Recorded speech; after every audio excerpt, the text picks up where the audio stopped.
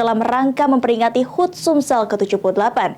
DPRD Provinsi Sumatera Selatan menggelar rapat paripurna istimewa di gedung DPRD Sumsel pada tanggal 15 Mei 2024 dengan mengusung tema Sumsel Maju Mandiri dan Sejahtera. Oleh Sekretaris Ditjen Bina Keuangan Daerah Kementerian Dalam Negeri Republik Indonesia.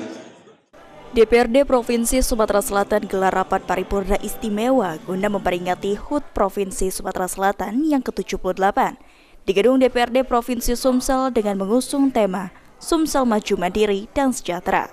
PJ Gubernur Sumatera Selatan Agus Fatoni mengatakan, pada usia yang ke-78 ini sudah banyak telah dilakukan, berbagai prestasi dan penghargaan yang telah diperoleh. Pertumbuhan ekonomi Sumsel cukup stabil di atas 5%. IPM Sumsel dalam kategori tinggi, penanganan stunting dan kemiskinan ekstrim yang relatif baik. Berbagai upaya terus dilakukan Sumatera Selatan lantaran banyak belum tercapai dan masih banyak yang harus dilakukan. Untuk itu, pemerintah Provinsi Sumatera Selatan pada tahun 2024 telah mencanangkan gerakan-gerakan serentak untuk mempercepat pembangunan Sumatera Selatan. Tentu di usia 78 ini sudah banyak yang kita lakukan dan sudah banyak capaian, prestasi dan penghargaan juga yang sudah kita peroleh. Pertumbuhan ekonomi kita cukup stabil di kisaran 5, di atas 5.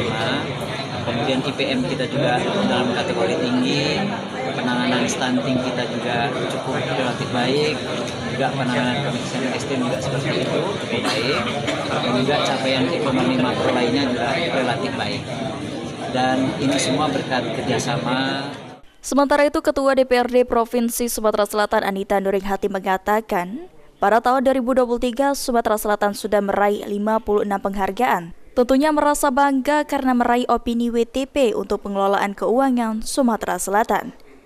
Diharapkan pemimpin Sumsel ke depan harus bisa lebih memperkenalkan Sumsel, tidak hanya di lokal dan tentunya harus menjalin kerjasama baik di tingkat nasional maupun internasional.